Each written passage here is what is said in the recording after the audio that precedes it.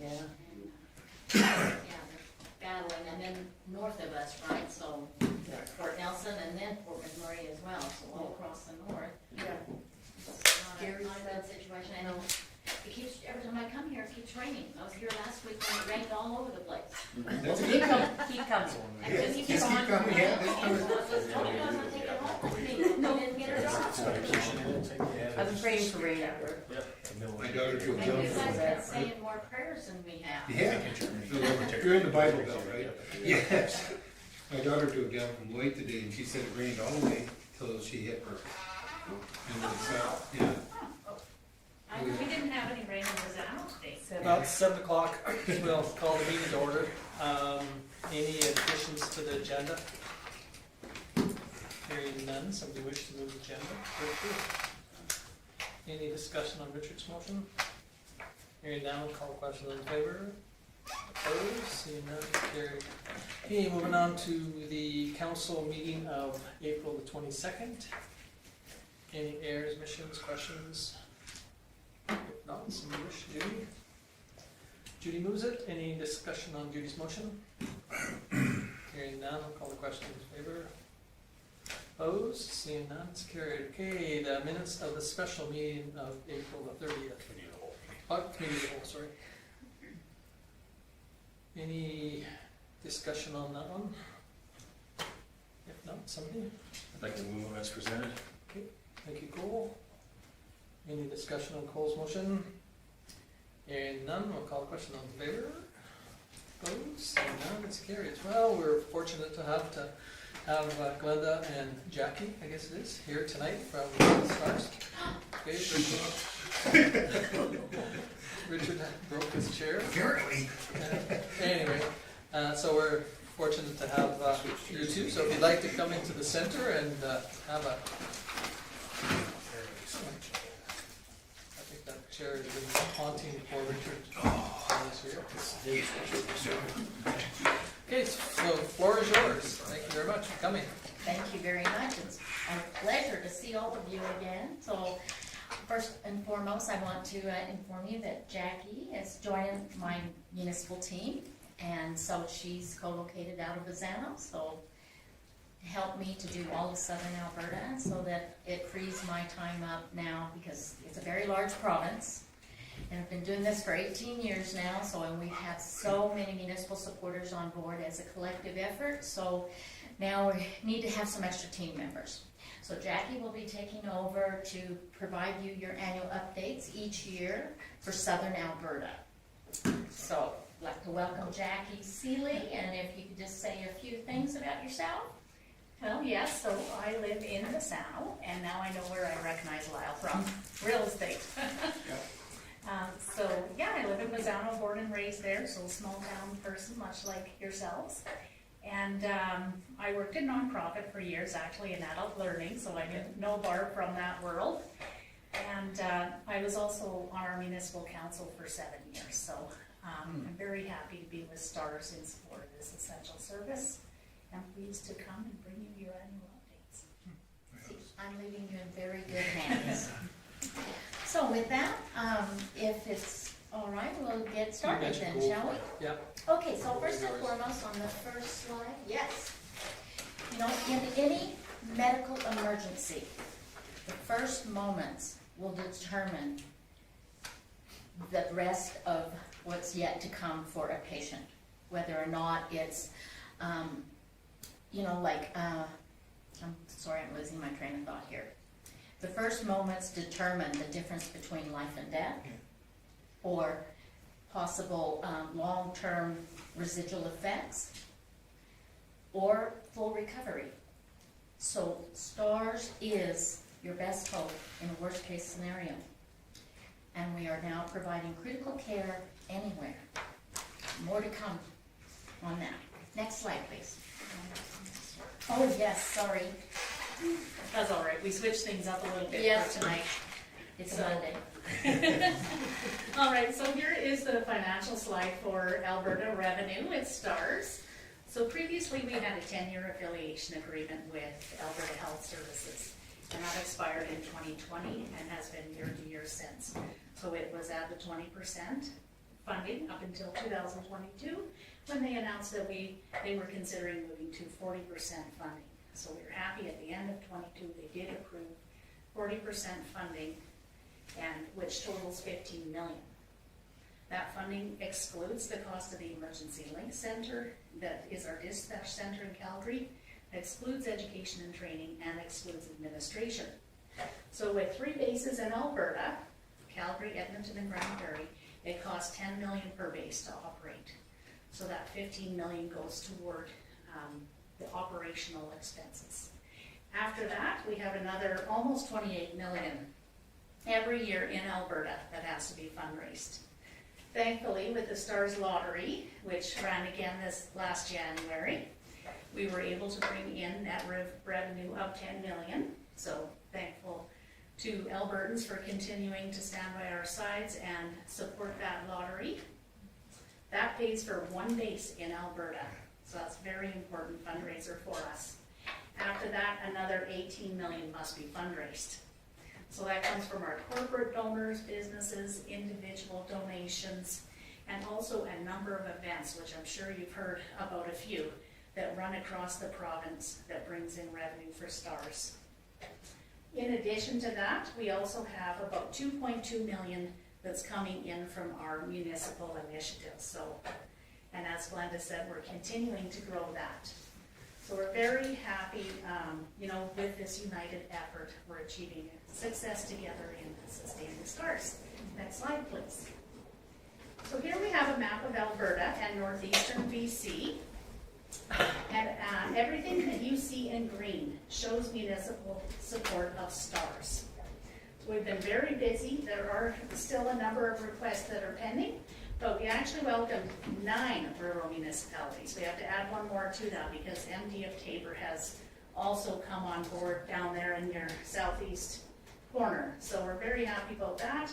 And another 9 urban municipalities, including the town of Bazzano, and newly, City of Brooks has come on board as our first city for Southern Alberta. So we're pretty excited about that. So over 90% united effort. So if you take a look at all of the yellow boxes on the map, this shows our, of course, town of Vulcan is a regional leader. And we're so glad that you guys are on board, and so is the county of Vulcan. So that really helps. We're continuing to grow regional partnerships in this area, and all over the province, reaching out to the smaller towns and villages as well to create that united effort. So all of the ones in the yellow boxes are at a minimum of $2 per capita. Anywhere, and then our regional leaders are anywhere up to $90 per capita. But before I move off the yellow boxes, we'll also note the ones that are shown with a star are a full regional partnership where all the towns and villages and the counties are all supporting Stars.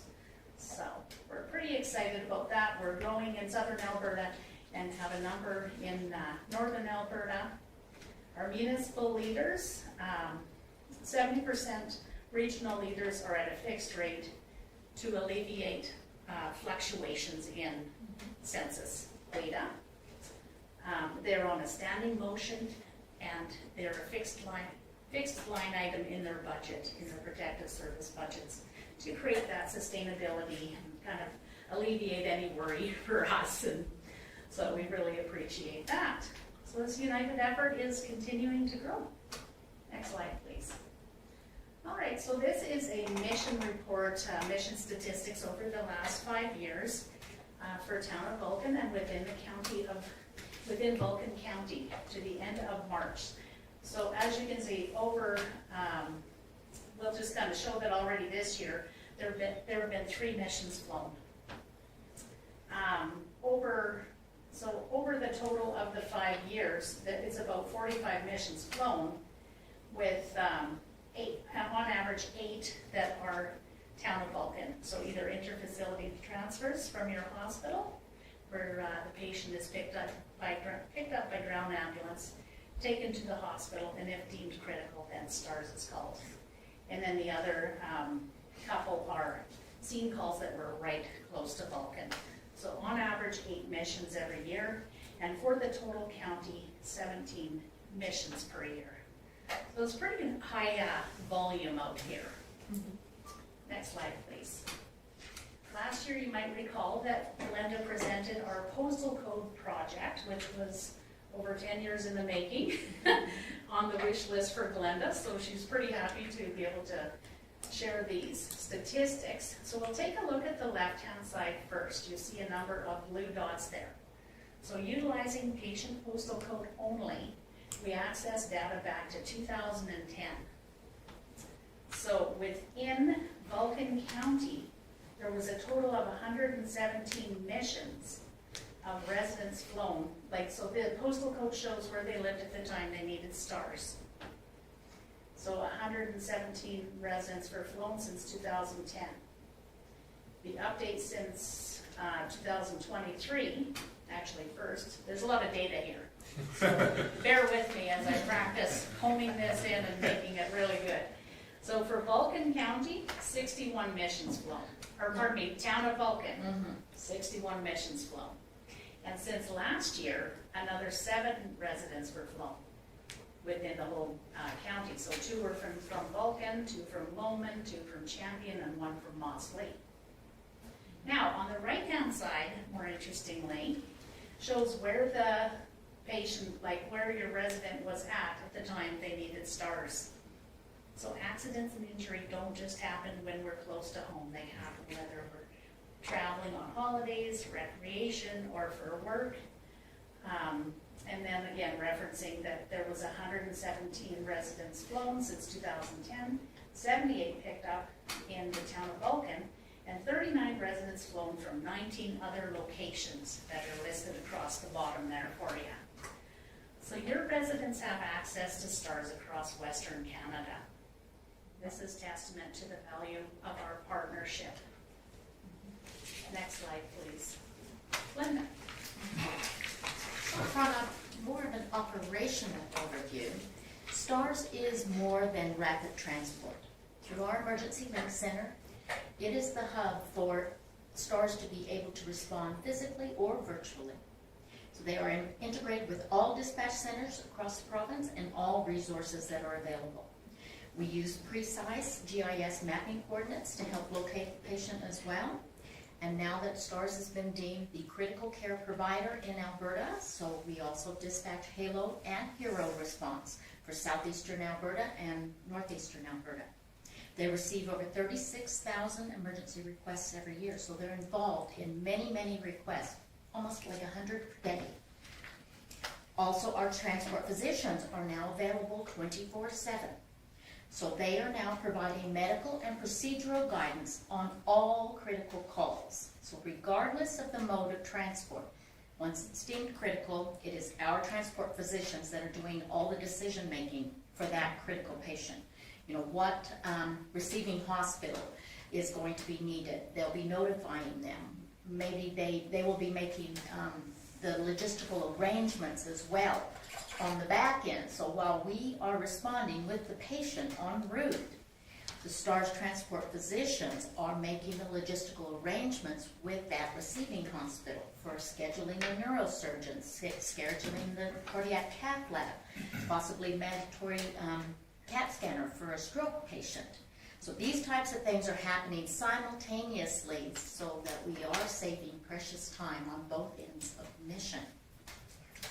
Next slide, please.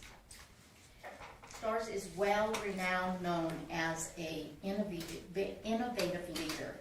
So, you know, we have celebrated more than 20 years of having night vision goggles. So 50% of our call volume is at night. So this literally tens of thousands of patients over the last 23 years lives have been saved because we could fly at night. Universal Blood on board. We were the very first helicopter EMS program in North America to bring this life-saving service on board. So we originally started, it's universal blood that can be accepted by anyone. We originally started with carrying 2 units of blood, but we've seen such high demand of a lot of severe trauma patients. And so now we've increased that to being able to carry up to 4 units of blood, because some patients, like, you know, in order for them not to bleed out, they require more than just the 2 units of blood. it literally has been the difference between life and death. But now another Canadian first. Now this is very new news. As of last October, the first time in Alberta. So we have now brought 2 particular blood products on board for massive hemorrhage protocol. So with that, these 2 products can reverse anticoagulation as well as promote blood clotting. So when you have a really severe trauma patient, if they do require more than 2 units of blood, then we are able to also apply these 2 blood products now to help them retain and not bleed out. So we did bring you a newsletter as well that has a bit more information about this brand new Canadian first. So we're very proud to continue to be an innovative leader in critical care. Next slide, please. And of course, you know, our crew members are well-renowned, known as critical care experts. They must undergo up to 200 hours every year of mandatory training. So this is online textbook as well as in the simulation lab, utilizing the human patient simulator or the high fidelity mannequins. We also have clinical educators located at each base. Sometimes we will have a scenario where the 2 crew members on board may experience, you know, a once-in-a-lifetime situation that they may never see again. So we don't want just those 2 crew members to be the only ones that have that experience and knowledge. And so we recreate that entire case and put all of our crew members across all bases through the same scenario, utilizing the human patient simulators. We also do in-field trainings. You know, our crews have to be ready for the most unthinkable. They got to be ready for inclement weather and patient vulnerability, and especially in high consequence situations. So I'll give you an example here. This happened up north here just this few months ago. They identified the emergency link center. It was an accident or a heart attack that was on the side of a riverbank. So the patient was on the riverbank. The emergency link center was able to identify a clearing right on the riverbank where they could land the helicopter. The problem was that that clearing was fine. The other side was completely forested. No way to land there, and that's where the patient was. So our crews, all of their packs, you know, for heart attack, stroke, all of these different things are all in portable packs that they can take on their back. So all 4 crew members, including the pilots, they had to put everything on their backs and take the stretcher. They forged the river across to get to the patient. It took all 4 of them to be able to, you know, they packaged the patient and then carried the patient back across the river to the helicopter so that they could go. So these are the types of things that they never know until they're in the situation of what they're really up against. So it's pretty miraculous when you see things in action. And the chain of survival partners. We can't do what we do best without your fire departments. Like, we love them because they are always there for us to provide safety. And so with that, you know, we also do landing zone training. We've had a lot of fire departments lately that have acquired new members. And they don't have this opportunity for online landing zone training. So we've now put it online. So you might want to pass that forward to your fire department that they could go online, fill out a form, and request some online training that they could do, you know, at one of their next meetings so that they have, you know, the most recent information as well for safety. Next slide, please. And of course, the International Air Medical Transport Conference. This is worldwide rigorous competition. It brings together helicopter EMS programs from around the world. They each send a team of 2 to represent their helicopter system. And so through this, we have participated for the last 21 years straight. It's very rigorous competition. Utilizing the human patient simulators again, the crews, a team of 2, must triage multiple patients. They are integrated on their decision making, the timing, and the patient outcome.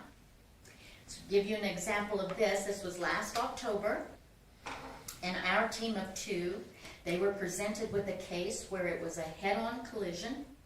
The husband was ejected from the vehicle with massive head trauma. The mother was still in the front seat, pregnant and going into cardiac arrest. And a child was in the back seat with head trauma.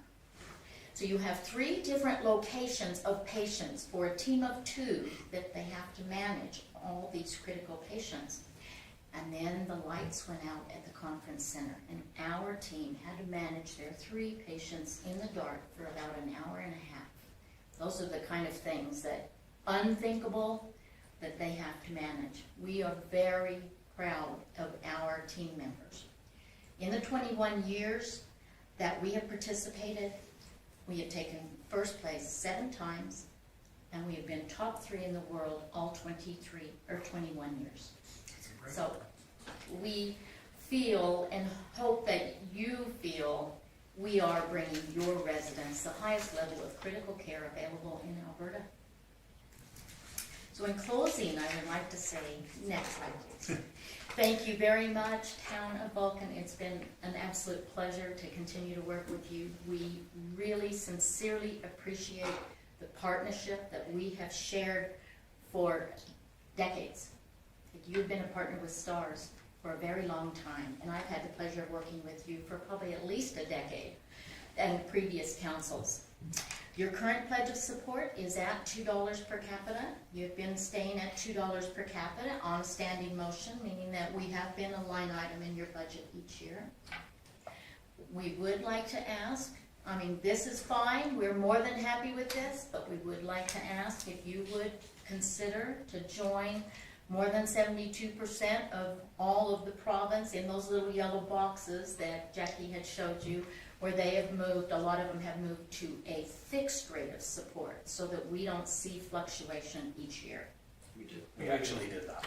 You did do that. So when our population dropped in the last census, we kept Yes. ours at the 3,800, Okay. which was for the Okay. 1,900. So that was a change in our policy where we just put it as a line item that council discusses the dollar value, not the per capita or the.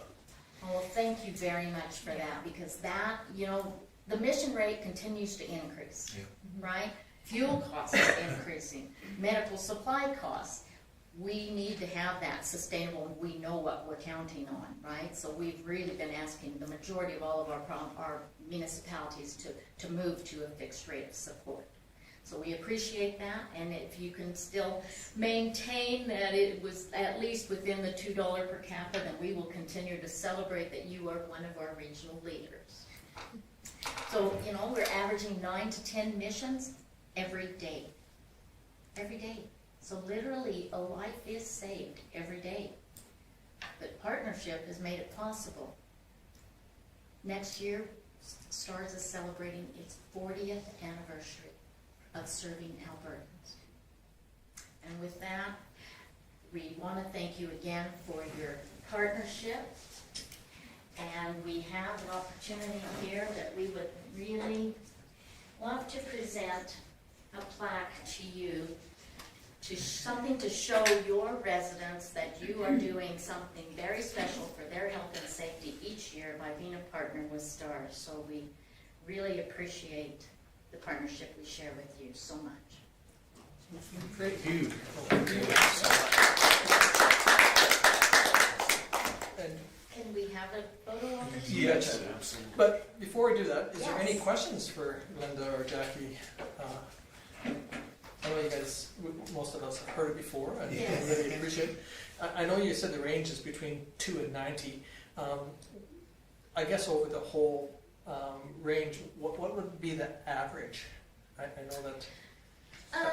Like, I mean, so somebody said, well, geez, you know, you guys are only doing 2 and the average is, you know, 6. Right. You know, why are you? The majority, yes, I understand what you're saying. The majority are anywhere from $2 to $5. Like Vulcan County, for example, is at $4 per capita. So anywhere from about 2 to 5 would be the majority. Then probably about 25% of that would be somewhere between $20 and $40. And then we have a few exceptional ones that are up to the really high levels, you know, but then they are also They do that because they are in very outlying areas where ground ambulance for them is like a 3-hour response one way. We're a 40-minute flight for them. Like, we are a lifeline to their residents. So that's why they put the significant dollars into their budget. And as Jackie had showed you in the red boxes, Yeah. those are all like, we are actually part of their protective services, you know, at rates of like 200,000 and more a year. Because we are a lifeline for them. And it is nice to hear too, you know, like as an example, Brooks as a city, you know, has taken on that role too, you know, not just, you know, to as a fixed rate or per capita rate, whichever it worked out on Yes. the city of Brooks. But it is nice to see some of the larger municipalities, you know, come to the table with that philosophy too. So. Absolutely. Well, you did see on the map, the white ones, there's only 5 left in the entire province. Yeah. So that's gonna be my new role. Yeah, and unfortunately, 3 of them are down in the southeast. Well, we have put requests in front of all of them. Yeah. So you know, we're very hopeful. I know that. And I know that it's hard as a municipality too. You know, we have to justify our dollars and cents to our ratepayers the same as, you know, everybody does. Doesn't matter whether you're large, small, or medium, or whichever. You know, you have to come up with. So that's why I was just curious about the figure. What's an average? I mean, you know, you don't want to be the bottom of the pile, but you know, quite often it's pretty hard to be at the top of the pile too. Oh, no, for sure, we understand that, especially it's more difficult for the, you know, towns and villages as well. You have smaller budgets to work with, and we understand that. Yeah. But the fact that you continue to be a steadfast partner is really a big deal. Yeah, and I think, you know, after your discussion last time you were out, you know, that's why council chose to go from a per capita base to a fixed, and you know, but is that fix? Our per capita dropped as well. Yeah, another reason why. Thank yeah. you for that, though. We thank you for understanding that, you know, as we move forward. That's a really important. We Yeah, no, appreciate that's it. great. Thank you for doing what you do, it's important. Yeah, no, that's right. Yeah, we Very need that. important. We really appreciate Sure. what you guys do too, so it's massively important. Yeah, no, that's right. You're the leaders of the community, though, and we want to keep you well informed. Yeah, and we deeply really appreciate it. I mean, because again, exactly what you're saying is, you know, if you don't bang on our doors and tell us of the need, you know, if it doesn't come home, because there's some that on our council that have been on the fire department or are on the fire departments and understand that they see that side of it, but you know, a lot of us it's not there, and we really appreciate it. So yeah, if you guys would like to come up, if there's no more questions. Great. Yeah, I'll have If you want to come Yes, please. there, that would be great. Okay, thank you. You guys want to all come up? Oh, we don't have to. No, that's all come together. This is This is a our dream. last opportunity to have a photo together. Yes. Again, you all got dressed up tonight for this. Okay. So I'll read you this caption. Town of Vulcan, thank you for your partnership with STARS and dedication to saving lives. Great. It's awesome. Oh, No. come up too. So that's good. Okay. Excellent. Great. Perfect, thank Great, you. and thank you very much. Yes, thank you. Thank you. Yes, Thank you. Thanks, very Jackie. much. Glenda, I'll email that. Thanks, Jackie. Thank you very much. Thank you. A couple times I've been going through and I'll go contact them. Yeah, when our department- you said all the time. Yeah. Pop in and Grounded. Yeah, You mentioned it, so we just left it. You got a cough candy? Yeah. I appreciate that. Put it in the Instead policy. of get their- Right. Instead of buying. Thank you very much. Really appreciate that. 3 weeks. good luck with Yes, wish me luck on getting it completely green. That's the goal. The whole map needs to be green. Excellent. I agree. So we did bring you a couple of calendars. Please share one with your fire department. We love them. We can't do what we do best without them. Well, some members are not as good as the rest, but. Mostly the All young ones. members are good. All members are good. Oh, no, I don't know, there's a couple. Anyway, Thank No you. other questions, Thanks I again, take it? guys. Yeah. Thank you very much. Thank you so much for Meet coming. everybody. Likewise. Have a It's safe really trip. good to see you again. Yes. I will be coming out for the Vulcan Fly-in breakfast, so Oh, excellent. hopefully I'll see some of you there. Yes, you Great. will. Sounds Absolutely. good. All right, enjoy the Perfect. rest of your Thank See meeting. you later. Bye-bye. Okay, bye-bye. Okay, so we will move on to our correspondence and information items. We have a letter from one of our residents about the speed limit and the concerns, and Kim has done some stuff on it, and so. if you know- So yeah, since the letter was brought out, obviously we sent it out to council for you guys to have a brief discussion on bringing it back to council.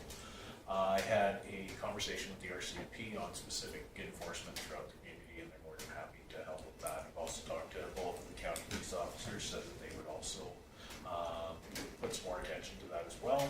And we're working on getting the speed signs put back up at that specific location, just based on May long weekend coming up, the pool being open.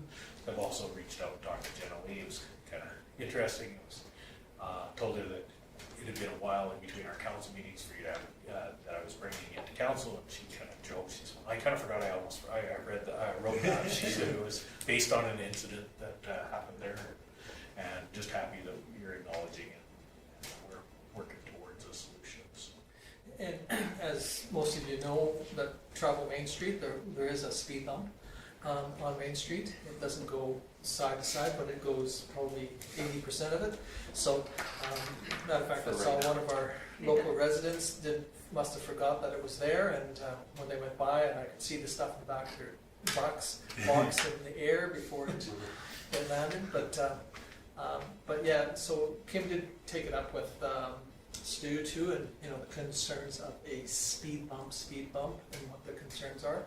And in the past too, we'd had a request maybe to put a four-way stop at the swimming pool corner, like on Fifth, and the council today chose not to go that direction. But those are other options too. Instead of a speed bump, is to start stopping traffic. But then there's the other concern too, is traffic flow and concerns of moving traffic. So anyway, I know that a couple of you had questions.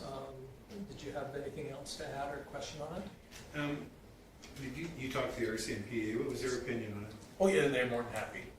Spot specific enforcement is they just look for feedback on that. Part of the interesting conversation with that is we've had recently, I don't know if anyone has noticed, we've had reserve officers in town doing work as well, being they're new to our community, usually in only for a couple of days. I asked Ryan if he would provide feedback from them on some areas that we don't see normally that they see would be an issue and he thought that was a good idea as well, because there's places in town that we as residents don't notice as much, but new people to the community, like past the sea cleaning plant, is a perfect example where most of us, somebody doing over 50 on that road doesn't put up a red flag, but there's people who walk down that road, right? So maybe that outside look at our community would help as well. And like I said, they were more than happy to have some feedback on specific areas that council would like them to target within the community as well. I noticed, I noticed the cruisers on like last week. I think I seen them 3 or 4 times. Yeah. Going down Center Street. So it seems like they're taking a good look at heading into the school zone and past the swimming pool. That's good to see. You can understand their concern when unfortunately years ago I watched. I was doing a job for a fellow. He ended up running over a young fella and killing him, and that literally destroyed him. And so this when I read it, I'm not so sure I'm for speed bumps, but I am for something to, if it has to be that, so be it. I would say it's that time of year, everybody's getting excited, and the young kids are getting excited, everybody's getting excited for summer, and humans being humans, we do stupid things sometimes and not without realizing it. So whatever. Judy, I was just gonna say that when I read that those signs were going back up that tell you how fast you're going, I think that is huge. Yeah. and people notice that and they go, oh, And we only have one set. Yes. And Yeah. that might be something that we could contemplate, and I know that there's some technology that's changed where it goes dormant until, it picks up somebody, and some of them are lit the whole time, you'll drive by and, you'll see for miles that you can see it ahead. So it might be something that, as the year goes on and, time goes on, that, we look into maybe purchasing another set. They're not cheap, and they're not $9,500 is what they cost us when we bought them. and then, to keep them up to, the batteries and the process, but it might be something that we might want to contemplate too, in our budgeting.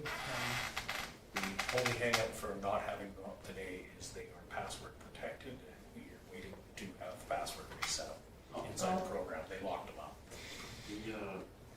I think we can get solar panels to. You can now, Yeah. yeah. We're gonna look into if there's an extension pack for solar charging on the existing batteries, but the focus was in getting them up and running and back up. So anyway, it's something that's being done, and there are other, thoughts and methods other than, potentially. I mean, I appreciate her making a recommendation of a speed bump per se, but there's pros and cons to that technology too. So Speed enforcement is the, Do those signs keep data? they do. They do. Yeah. So that might be something we could really look into. yeah, it's quite interesting, Will, because Ryan and I from the RCP talked quite extensively about it. They did an experiment in Pigeon Lake with them and found out that the highest rates of speed were their emergency vehicles. Oh, So sometimes that data isn't the exact data that they wanted carried through. Like one of the things that sparked that conversation is our streets here.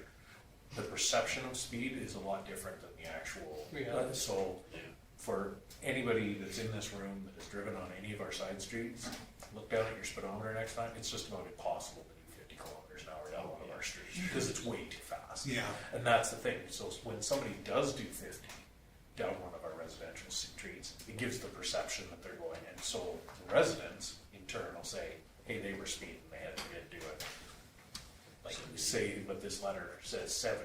If you're doing 70 down Main Street, that's pretty darn quick, especially where it narrows up there. So, But again, the data is available. I mean, so and it does collect some of it. But, and then the other thing that we still are, it's still on our books, is to reduce our overall speed limit to 40 from 50, and it's still being looked into. And so I'll speak to that later in the meeting too. Okay. Sounds good. Any other questions? Okay, if not, we will move on to the letters from the community in Bloom. And as you know, they made the request, every year we do a recurring grant for $3,000. Their request this year is only $1,000, so we'll send them a letter thanking them for that. It's been budgeted for accordingly. Okay, any questions? Okay, moving on to the report from Grant Hunter.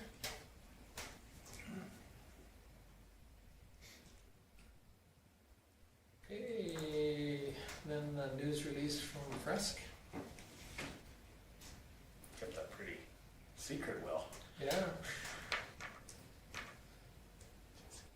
I knew Brenda in her previous life, before she worked for Fresk, so it's kind of neat to see that she's ending her career with them. So yeah. It's been talked about for a while, but we need to keep it pretty quiet. So. yeah, no, and it's great. I don't know this lady that they're replacing her with. I never. She came from Lethbridge, she was dispatcher in Lethbridge. Oh, okay. I don't know if she manages it or not, but should be good. Says after I'll meet her on the 24th, I think.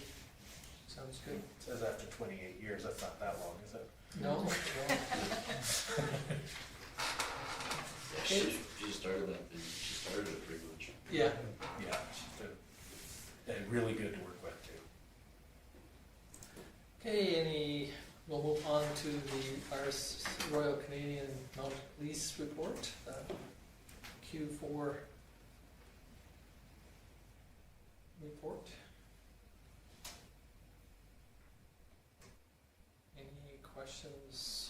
this one. There's some numbers that aren't as good as we'd like to see, but yet a bit of a reality. Yeah.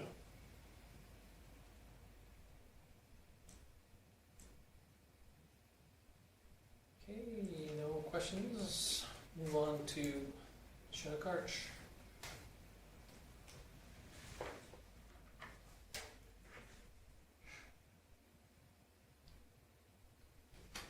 Okay, no questions on any of those? If not, will somebody wish to move correspondence? Trevor? Any discussion on Robert's motion? Hearing none, those in favor? Opposed? It's carried.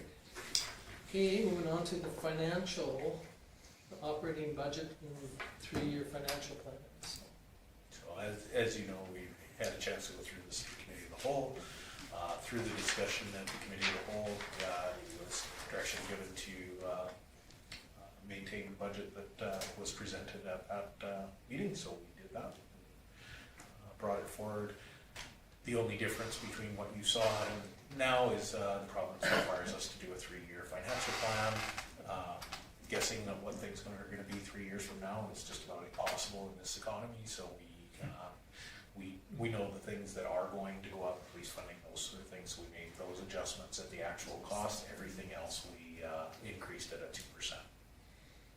2% is probably a little bit low with but we were fairly close from last year. This year we did that at 2%, so we feel confident that we can continue to do that. So this is the budget summary and 3-year plan. I'd like to make the recommendation that council approves the 2024 operating budget and 3-year financial plan as presented. Okay. Any discussion on Lyle's motion? Hearing now, I'll call the questions in favor. Opposed? Seeing that, it's carried unanimously.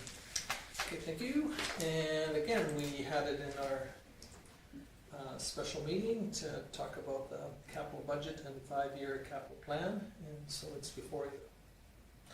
Yeah, no changes were made to this document. Everything was up to date from the meeting. So. Okay. Cool. I would like to make the recommendation that council approve the 2024 capital budget and 5-year capital plan as presented. Great. Okay, any discussion on closed motion? Hearing none, I'll call the question in favor. Opposed? Seeing none, I'll carry unanimously. Now moving on to the capital and operating reserve plan, again, which we discussed at our special meeting for that. Biggest thing of note here is the $191,000 that you're taking from the 2023 surplus and reallocating into reserves. And that's been distributed amongst the common services for the increase in the equipment maintenance repair budget, the $100,000 for the resurfacing of avenues, and $25,000 for valve replacement, and the $36,000 in arena to bring that up to $100,000 so we can do the grant applications for the dressing room.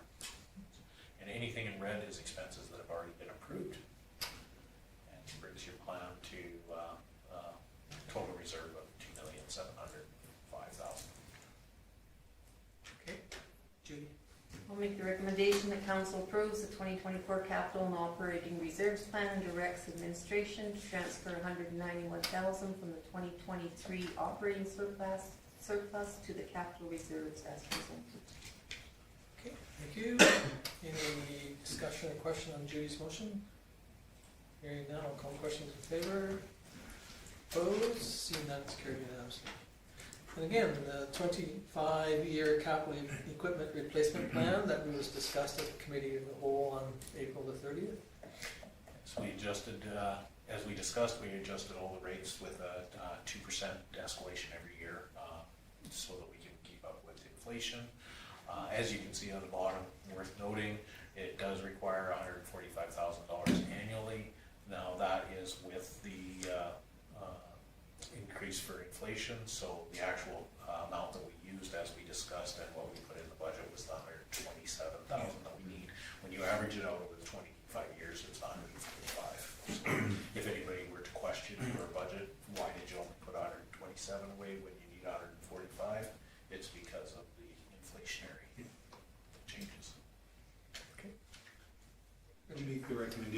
council approve the 2024-25 year capital equipment replacement plan as presented. Okay, thank you. Any discussion on Richard's motion? Hearing none, I'll call the question. In favor? Opposed? Seeing none, it's carried unanimously. Thank you. So that brings us on to the bylaws and policies, our 2024 taxation levy bylaw number 1520-24. And as discussed at the meeting, we had a significant increase in our assessment. So council was able to, with the current budget, you were able to drop your mill rate by 1.25 essentially. So 1.26 and 1.27 respectively. This will equate to the majority, unless there was a large increase in the assessment of your property. Most people will see similar taxation rates to last year, and or some will see a drop, but those are the. And there was a small decrease in lodge and the school. Sorry. So this bylaw, you can do all 3 readings. You did have to pass your budget before you can do this. Okay, Bill? I'll make the motion to give 2024 taxation levy bylaw number 1520-24 its first reading. Okay, so Bill moves first reading. Any discussion on Bill's motion? Hearing none, I'll call the question. In favor? Opposed? Seeing none, it's carried unanimously. Second reading? Oh, cool. I'd like to give the second reading to bylaw 1520-24. Okay, so Cole's in a second. Any discussion on Cole's motion? Hearing none, I'll call the questions in favor. Opposed? Seeing none, it's carried unanimously. Introduce the third. Judy? I'll introduce the third, the bylaw number 1520-24. Okay, so Judy's introduction of the third. Any discussion on Judy's motion? Hearing none, call the question in favor. Opposed? Seeing none, it's carried unanimously. Okay, so we can introduce the third if somebody wishes. Well, make the motion that council give third reading to bylaw number 1520-24. Okay, thank you. Any discussion on Lyle's motion? Hearing none, we'll call the question in favor. Opposed? Seeing none, it's carried. Thank you very much. Okay, so that moves us from that to the 8.1 Vulcan Legion funding request. So I was back and forth with the Legion over the last couple of weeks. They phoned me today. They were going to have a delegation come to the meeting to answer any questions that council may have. After watching the previous discussion from the last council meeting, they've decided to withdraw their request pending that they are going to be doing another project, and we asked for that in the future, knowing and we're really recognizing that the project was finished and the procedure of it now, so they'll just wait until the next project comes and request funding at that point. So. And after the discussion that we had last time around too, again, might be something we might consider trying to, I shouldn't say clarification on the policy, because I think it is fairly straightforward, but maybe there is something that we missed, and so might be a good chance for administration to kind of look it over and say, well, you know, maybe the questions that we asked of the Legion or is not exactly to fit that bill or the question that they had. So, Maybe we need to, I mean, obviously you've done this isn't your first rodeo, and for other instances, maybe we need to do like examples of something, like say if you're wanting money to pay for this $10 project, you know, for example, Cole wants $10 to go to hockey. He needs to put a number, like he needs exactly a request of like $250, something like that, as opposed to just, well, this is what we need. Can we have some money? We just need to give it. Maybe we just need to spell it out. yeah, a little bit of clarification on that. And right now, our policy is how much, what for, and one of the things that in there and how it benefits the community one of the things that brought up the most question is the what for. So the what for, and by reviewing the policy, it might be reason why. Why do you need financial assistance for this project? And that might clarify that. Well, I'm not sure what the protocol is right now, but is there any follow-up on, like? No, you grant funding and Yeah, okay. Yeah, and some of the other ones, we do have some where you have to give us your financial statements, and so those are we- recurring. yes, those are our recurring ones. And again, I mean, we only have, $3,000 in our budget for that category, so it's not like we have a ton of Yeah. funds. So I think it was, exactly what you're saying, it's the smaller ones. You don't wanna make it too onerous, because then they'll just say it's not worth it, Yeah. there's no use asking for it. And vice versa, if we don't have it onerous enough, then, we've got all these requests that are being made, and it's just tying up administration time to, go through it. So, it might be something that, between Kim and the staff, they can look it over and say, maybe we didn't ask enough questions. Did we give them enough information, or was the information correct in what we asked? So between, Kim and the staff, they can maybe come back with a recommendation. Maybe it's good to just leave it the way it is, but. And we'll do a policy review with the proposed amendments, or if council feels that it'd be beneficial. So just so that, in case it comes back up, we have a feeling of what's going on, so. So you can receive this report for information if you Yeah. like, Okay, rather than making a motion. yeah, so can we have just a motion to receive this as information? Well, Motion to receive Vulcan Region funding request as information. okay, any discussion on this motion? Hearing none, I'll call the question in favor. Opposed? Seeing none, call. Carried, thank you. Moving on to the beer gardens for the Porch Fest and volleyball tournament.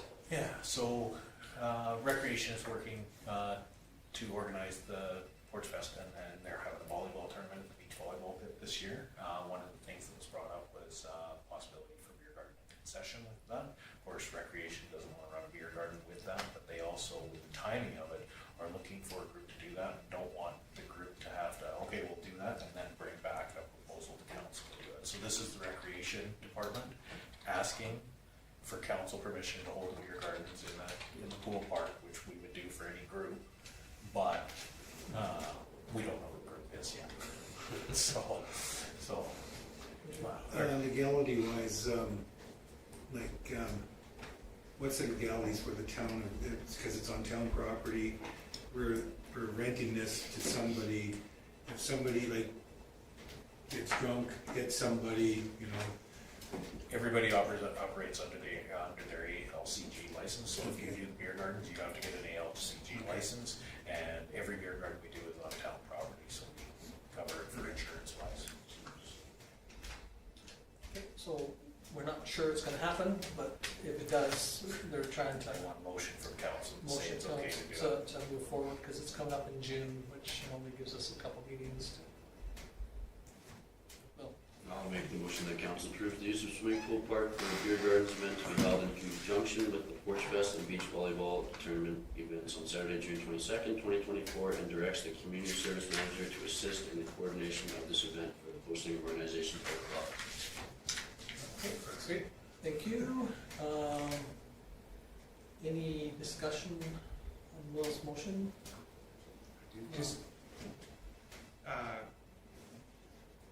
I'm assuming that when they do their coordination of the event and stuff, that they let the potential neighbors know that there'll be a beer garden across the street from them or whatever, just if they, the neighbors are having a shindig right across the street from me. Yeah, we do it through the advertising, those sort of things, making sure that, and again, bringing it to council so that everybody, we can make it public. Just so that the next weekend, I'm gonna do a beer garden too. The whole goal is to get those folks over to the beer gardens. Okay, any other questions or concerns?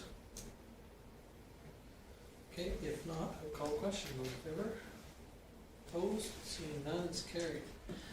Thank you, moving on to the pool gazebo.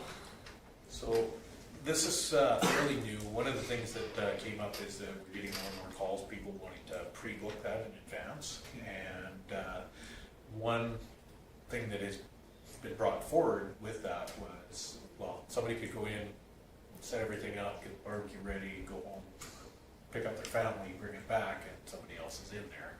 And to stop that, Chris feels that it would be quite beneficial to just be able to book it. And so we had a conversation about how we manage that. He thinks that it's very reasonable. We have staff at the pool, so it'd be putting up a sign, this is booked for a 2-hour block. The sign goes up, everybody knows that it's booked, and that way people are putting a deposit on it, makes it worthwhile doing. Yeah. Thought that the rate of $15 an hour or $30 for the 2-hour block would be plenty, which is what most people use that area for. One of the biggest concerns is that gazebo, and that was built by the Lions Club with the intent to be open to the public all the time. So when it's not booked, it'll still be open to the public, but this is just a way to alleviate if 2 people showed up at the same time and started fighting over it. You could actually agree with it and have a space ready.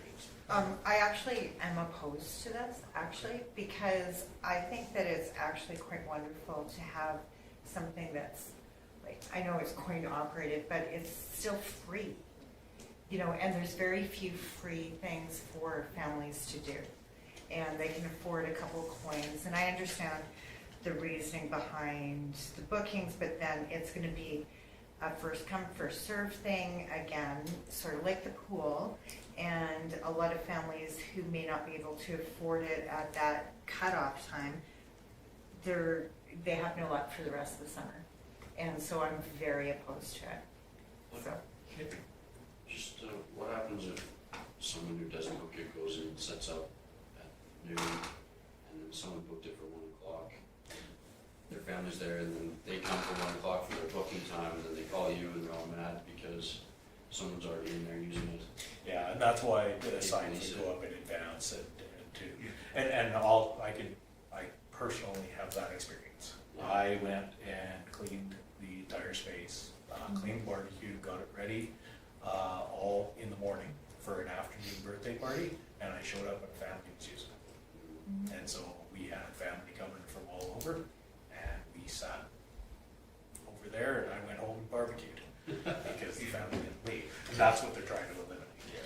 And the other one too is that we're going to potentially run into problems too, is if there's 2 groups, somebody using the gazebo, you know, and then somebody that wants to use not the gazebo but the rest of the park.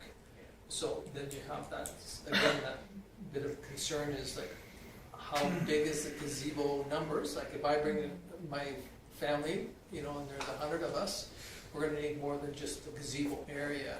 But, you know, if I come with somebody that has 50 at the gazebo, and then I bring my family of 100, because I rented the pool, you know, earlier, you know, now what do we do? I don't know. I appreciate the philosophy behind this too, you know, to try and make it so, but I mean... Well, I'll give you some practical experience. For years, the Lions, we always had our barbecue at the gazebo. It was always booked. We said we were going to use it for this time, and some of the guys went swimming, and so we did that for years, and never had a problem because it was always set up. It seemed to work well in that situation. Your comment about 100 people, that's a big area too. You can fit 100 people there pretty easy. There's enough room, I think, for a lot of people, but I think that would have to be worked through recreation to make sure the little bumps in this are you might have to give a half hour, you book for 2 hours, it might have to be a half-hour window before the next one comes in or something like that, or for cleanup and things like that. Nicole? It would be nice to have a guaranteed time slot though too. Like we've had our kids' birthdays there at kind of the day. I'm like, well, I hope nobody else is there. Our whole plan's shot. Yeah. I think it might entice people to stay Yeah. too, but We have church groups and that run the same concern. Yeah. We're gonna put together an entire event based on us being able to use this facility, Yeah. and we can't book it. Yeah. You tell us that it's Yeah. first come, first served, and you won't deal with it if we have an argument at the front desk. That's what Chris is trying to eliminate, is the argument over who gets it. Okay, Barbara? My personal experience of using it is I've never had an issue, and people have shared it, no problem. So I got told to leave. Yeah. well, After I other cleaned it. person something if they said that. But I'm just saying, I haven't ever had an issue, and if there's a larger group, then you can move, like, it's not, it's a public park. And if you're starting to charge, it's no longer a public park. It makes it a private event space. That's my issue, and it's a public park, so.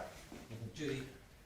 As it's a test project and it's just a booking for the gazebo, it's not booking the water park or anything, I'm gonna make the recommendation that council approves the community services manager's request to test a pilot project allowing for 2-hour private bookings of the barbecue gazebo at the Vulcan Lions Community Swimming Pool for the 2024 season. Why don't we, oh, sorry, Go ahead. I guess discussion on, Yeah, now's the discussion. Yeah. why don't we do like a trial or a That's pilot, what it is. call it a pilot? That's It what is. that's what it is. I missed that. For this season, just for this season. See how that is. No. I understand Barb's point.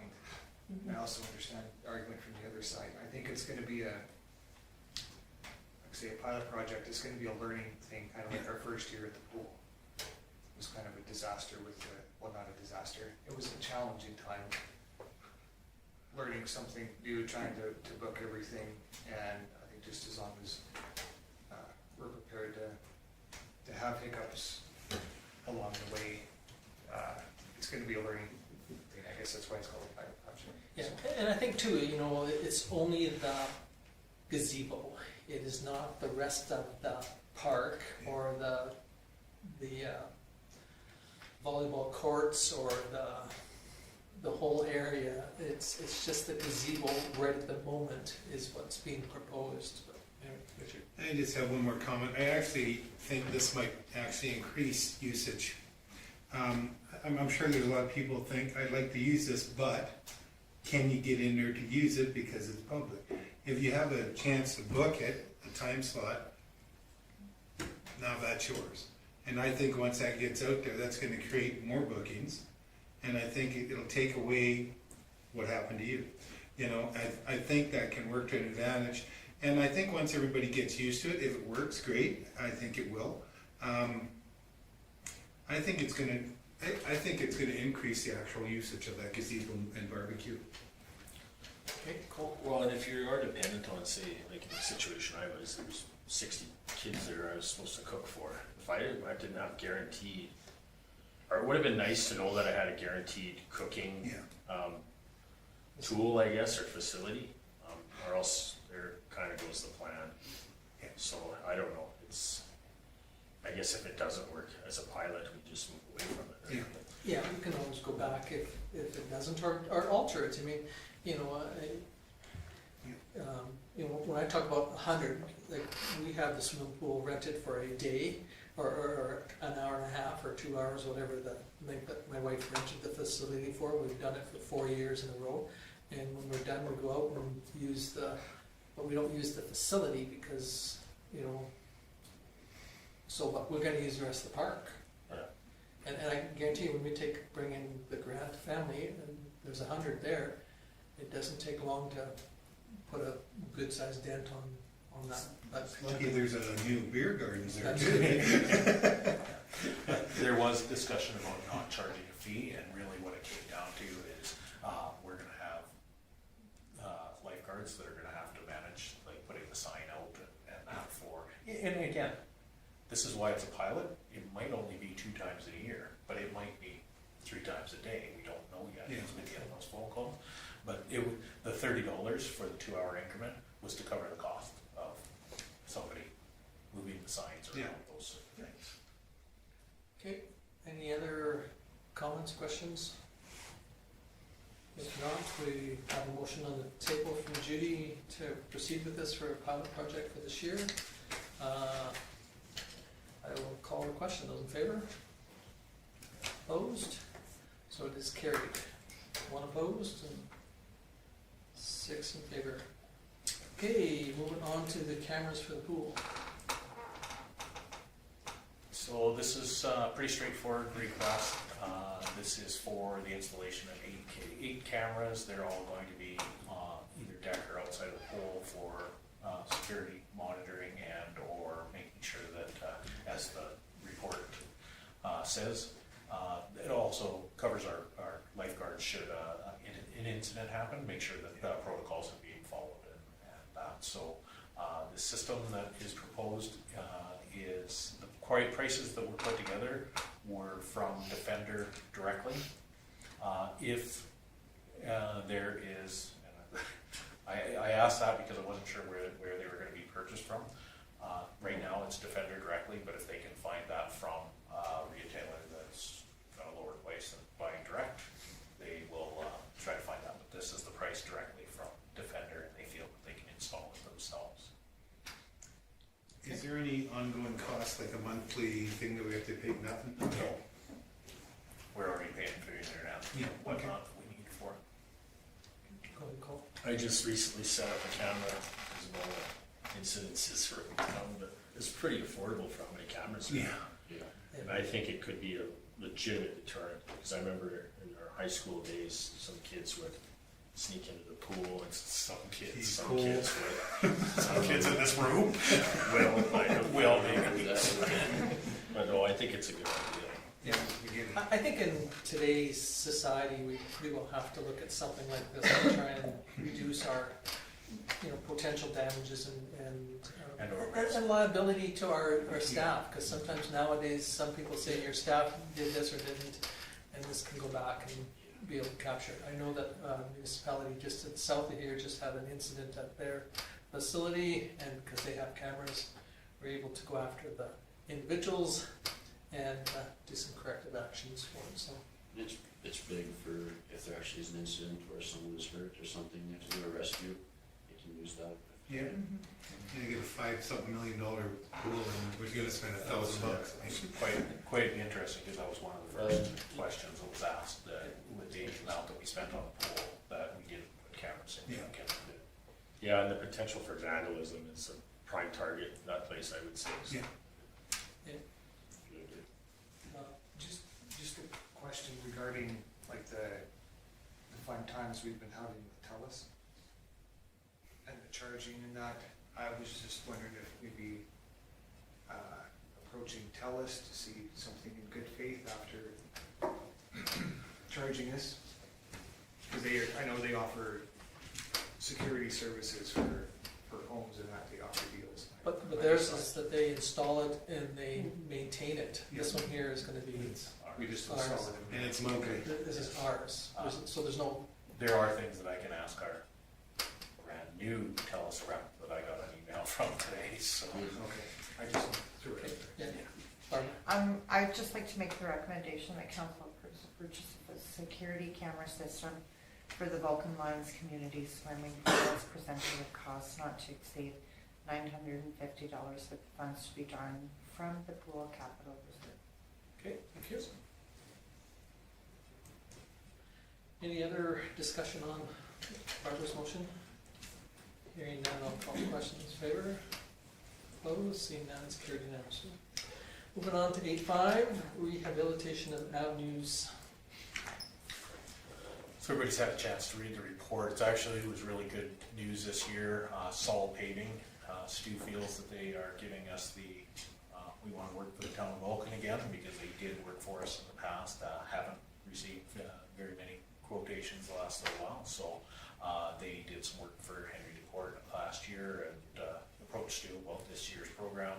And so they gave us pretty effective pricing, which essentially with the money that you guys put in the budget, he's going to be able to do 3 avenues this year, if council's in favor of that. We put the map, you guys know where those avenues are, we've discussed them previously. There's the avenue from Center Street to First on 4th Avenue, that's to the Catholic Church, that's through that intersection. And then the next one is basically where we ended our last paving project last year, out in front of the building here, all the way down to the high school. Any questions, comments, thoughts? Okay, adjourned. I'll make the recommendation that council approve Public Works request to rehabilitate the asphalt on the 100 block of 4th Avenue South and the 300 and 400 blocks of 3rd Avenue South with solid paving as presented at the cost not to exceed $90,000, with the funds to be drawn from the streets capital reserve. Okay, thank you. Any question on Richard's call? Okay, if not, call the question in favor. It's carried. Do you know what timing there? It should be right away, should be the same. Yeah, both Stu and Chris are thanking you guys for approving the budget at the beginning of this meeting, because the rest of the stuff wouldn't have gone if you didn't. Okay, moving on to the town hall. So, based on the documents, you saw the draft documents of everything that goes in the town hall. We'll keep the structure exactly the same. One of the things I've tried to do since I started as administrator is town hall meetings, the information that you go with from budget to capital budget to reserves is very similar year to year. It shows the differences year to year, but the format's the same. People know what they're looking at. They can take it and compare it to last year, those sort of things. So I will keep those documents all together the same. One of the other things is you should have a discussion on if you would like to add something different. We've talked about everything from local improvements to business resource policy to land use the last time. One of the things that could be brought up with us starting to now do some more work on that, reducing the speed limit to 40 is that might be a good thing to bring up for a conversation in a public meeting. We can do some of the conversations we've had with the RCMP because they're in full support of it. You maybe see if Ryan would come and speak to it as well from an RCMP standpoint. It's one of those topics that when you were asking me to think of something to throw on there to get the public engaged, that's one that I'm sure will get mixed feelings from. Well, yeah, and again, if there is a real strong feeling to reduce the speed limit or change the speed limit, I mean, might be something that would garner some support or question by the public. I know some municipalities are down to 30 as their speed limit, school zones being changed from the normal school zone to a fixed time, like, Lethbridge has. It's from 7 o'clock in the morning until 9:30 at night is a school zone, or a playground zone. It's fixed. It's not sun up to sundown and an hour before, an hour after, and, if it's cloudy and, rainy, there's a change. So, I mean, those things might be something, that might be a good one to throw on. So that was kind of the extra topic. We can do some research on communities around us. Is there anything else? I mean, I would love to have had, a positive one from our one organization that's going after some major funding, but I don't think has changed much, but. No, we got a letter. Well, anyway. Was it a nice letter? But anyway, so I mean, to move this project forward, because it's coming up, and so we won't have much time to really get out there and bang the gong, but again, we can do it on our one public feed that we have. So the other side of this report is when you hold the meeting. We generally try to hold the meeting in between the council meetings in June, because obviously this meeting, everyone's going to get their tax notices at the beginning of June. They're due at the end of June. By holding it the third Monday, it also puts you guys with your time commitments.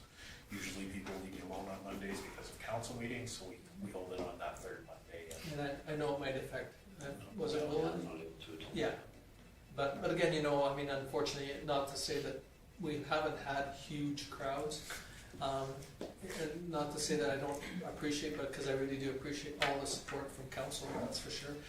But if you have to miss it, that you have to miss it. You've got to pick a date, and so is that agreeable to everybody? 17th. Okay, so we need a motion to pick the 17th. Judy? I'll recommend that council directs administration to schedule and advertise a town hall public meeting to be held on Monday, June 17th, 2024, at the Vulcan Lodge Hall at 7 p.m. Okay, we want to include the, Yeah, I can just take that note to include some information on okay, the bylaw changes. great. Any discussion on Judy's motion? Hearing none, call the question, those in favor? That's carried. Thank you. Okay, now moving on to committee reports. The Marcus Foundation approved minutes of March 26th.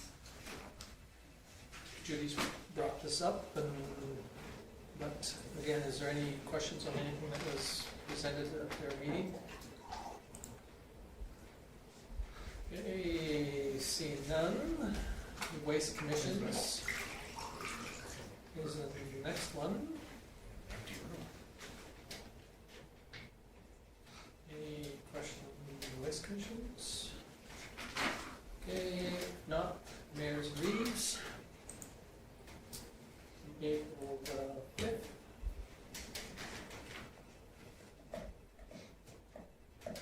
Any questions on that one?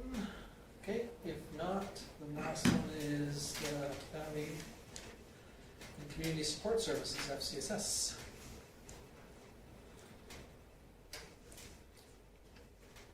Okay. Hearing no questions or concerns? Nicole, So I was just gonna move the community reports. appreciate that, okay, thank you. So Cole moves us, any discussion of Cole's motion? Now I'll call the question, in favor? Opposed? Seeing none, it's carried unanimously. And now we're moving on to council reports. Councilor Meggs.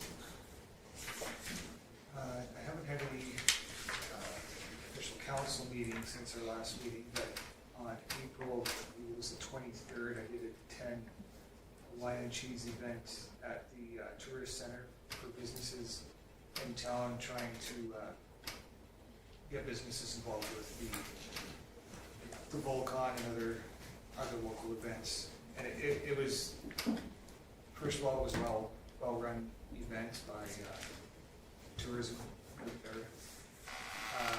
And it looks really cool in there, everyone's gonna go check it out. But some business owners, I think it was a decent turnout, but some of them did bring out the challenge of business owners for everyone's small business, you've got everybody asking for events, and what best serves you. Like say for example, say for real estate, for example, do we sponsor events like this because we don't see a direct impact? No, a tourist isn't going to come in and come buy a house or parcel of land. Is it worth the investment? So there was some good discussion there amongst business owners, and I think the majority of them can see the benefit of getting people coming to town and walking around with money in their hand looking for places to spend it. If it's not now, maybe they'll spend it at some place and post on social media and just get the attention, get some excitement coming into town. So there was good discussion there. I'm looking forward to tourism. Was also putting a kiosk in there when people come in, and they can just punch in a kiosk like this, say, well, this is what's going on in town right now, and sponsored by such and such business. I like that idea as well. So there's some good ideas going on. Okay, any questions for? Oh, thank you, Councilor Nicole. Nothing since the committee as a whole, but I was telling Tom and earlier about this fellow I met on the weekend, German fellow, had a very impressive vehicle, and that's what drew me to it. And he was from Germany and shipped this to Halifax. He's driven right across. Talking to him just for a couple minutes, he said he's been looking online, and one of the places he chose to come was to the tourist center. I found that pretty impressive, coming from where he came from, traveling across country, and one of the places he's come to is our little town because of the Vulcan Star Trek connection, and I found that quite interesting, and it was kind of encouraging, that I'm not really a Trekkie and I'm not really an IT guy, but that's pretty impressive when you think of the money he spent, and one of the places he chose to come was to ours. Besides that, a couple people about paving, and I said it's coming. Just be patient. And that's about it. Yeah, and on that paving one, and I'm probably one that picks on poor Stu and his stuff, but sometimes he's hand-bound by when he can get product too. Yeah. So sometimes you can order the product in the fall, but if they don't mix it until such a date, it doesn't matter whether they've got a beautiful spring or they should have been patching the potholes. We don't have a batch plant in our backyard at the city of Calgary, the city of Lethbridge. I was informed today that City of Calgary just bought Standard General's entire pothole patch stockpile Oh, today. So nobody's getting pothole patch for the next little while, So- because Calgary bought it all. So anyway, I mean, so, you know, in defense of our guys, you know, because if you got a beautiful spring nice, you know, year, you know, it's the same thing with, you know, that there are people that have concerns about our public works when they don't grade as quickly or don't grade when on the streets in the wintertime. Well, if it's not frozen good enough, it just rips up the asphalt that's underneath there because our streets aren't the nicest underneath. So, Yeah. so there sometimes there's a reason why, and maybe that's one thing we need to almost ask Stu sometimes too, is that when, especially when we get new council, is when we do our tour, is to kind of explain the reasons why they do certain things, because there is sometimes a reason. You know, sometimes it doesn't mean that they're. Yeah, we received a question on why a couple streets weren't pothole patched, very specifically, Yeah. exactly what you said, but those are the ones that you just approved to be replaced. So putting product down on something that is going to be repaired in hopefully less than a month didn't make sense. Yeah. And I usually just say, well, it's better than a speed bump. Okay, thank you, Richard. Works just the same. Okay, well, I just had a committee of the whole meeting and nothing since then, so okay, nice and short and sweet. any questions for Will? If not, thank you, Councillor Sanderson. Since I missed last council, I went on April 15th, went to Fish Creek Library for an FCSS spring regional meeting. There was a round table on wins and challenges for each area, and all the challenges were the same. It was quite interesting to hear them. We had two speakers from organizations that helps troubled mental health, addictions, mainly, and to help keep people off the streets. In Calgary, second speaker was the president from Big Brother Big Sisters. He's president over the Edmonton and Calgary, and they get 70% of the government budget for SCSSs. And because the president spilled the beans, Big Brother and Big Sister got 1.7 million, just that one organization. It was very deflating for us rural people to see how little we're getting when Big Brother and Big Sisters get all this. Not to say they don't do a fantastic job, but they're really hindering, I feel, the rural towns. And so everybody is pushing the government for more funds, and we feel that the RDM should be provincial, not federal, because they understand our needs better than the federal government does. It's been 8 years since a wage increase, except for that, I said poultry. 5 million to go around to all the FCSSs as per the election promise, and we did get that 1 year, but we haven't seen anything other than that minimal raise. April 17th, I attended volunteers banquet put on by FCSS, Rainbow Literacy, Ladies Auxiliary. It was a really nice evening. It was, there was a lot of great stories. They gave awards to the youth in our community, and there was one snow angel, and it was an 8-year-old boy. They said the snow shovel was bigger than he was, but he went out every morning before school started and after. So it was really nice to be able to be there and acknowledge these children that are out there helping our communities. Bobby Joe Donovan received the Helm Award. April 18th, it's on our list there, but we will, Champion does want one member at large, so hopefully we'll have one. We'll have 3 here for you soon to approve.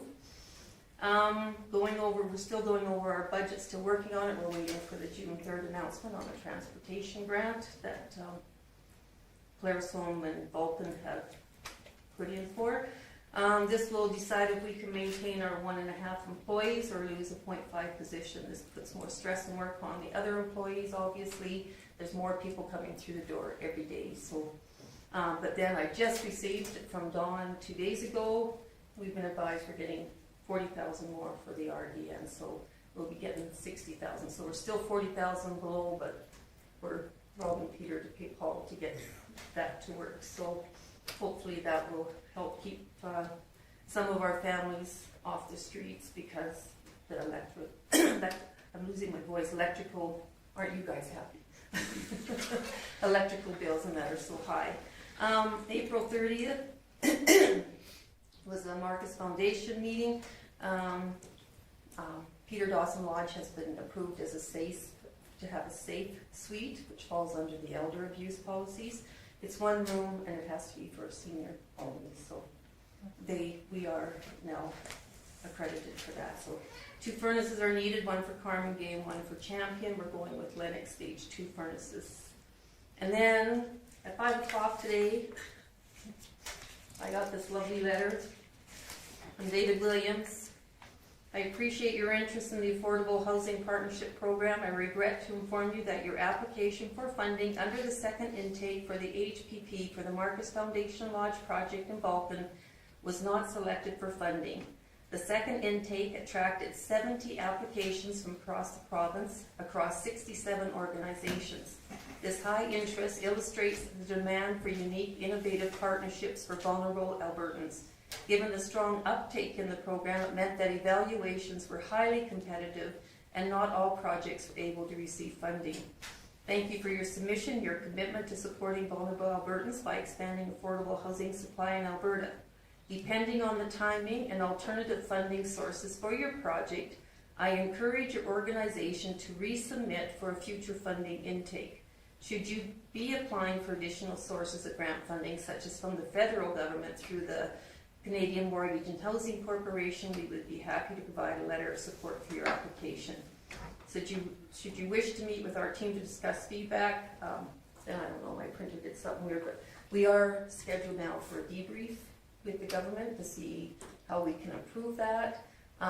They said they'd give a letter of support for us to apply to CMHC, but if we do that, we're not getting the provincial, and the provincial is a grant. CMHC is a loan, so to me, we don't want to go that route, but that's just my own personal feeling. We will deal with that, I guess, once we have that debrief and know what's going on. So once we have the debrief, if you think it's informative, I can do a talk on the lodge and let them know what's going on with that there. So it was a little disappointing to get that. I was not surprised though, because it's taken so long. But it's a lot of money coming out of these small communities, because that came out of the Marcus pocket. Over $300,000 was spent to get us to that point. So hopefully we don't have to re-spend all that money again. We're going to have to get the construction guys to redo all their calculations, so that it's going to be costly, but is the government going to help us? That's what the debrief will tell, because we were told that a lot of us would have to reapply, so we'll see what that takes. Also on Wednesday at May 15th, the youth center is having a celebration from 4 to 8. They're opening up the youth center for the community to come in to see the new kitchen renovations and to see all the items that are down there for the kids. It's quite amazing if you haven't been down there to see what's there for the kids. So if you want to stop in, it's kind of a come and go. There'll be juice and things like that at the youth center. Richard? So the building application was denied, but you have a shelf-ready plan and everything in place, don't you?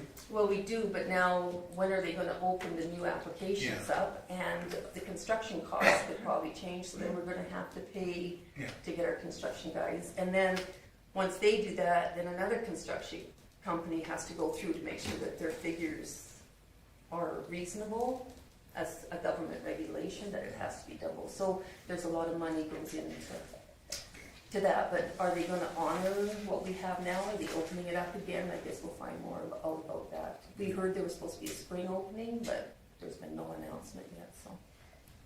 Thank you. You're welcome. Any other questions for Judy? Thank you very much. I hope some of the Marcus Foundation members realize how frustrating it is to apply for government grants after seeing this process, because some of us have seen this time after time after time, and some of them kind of rub their nose at the rest of us and say, why haven't you done this? Because we have done this. And so I think it's kind of really disappointing that this happens, but it's a reality all the time. you know, some of us have seen this for years. And everybody's in need now, like there is a need. And we did talk as a group, maybe we should look at renovating. But if you renovate, you have to displace all the seniors you have in there right now. Yeah. And we'll probably only have about 25 rooms because you have, everything has to be wheelchair accessible.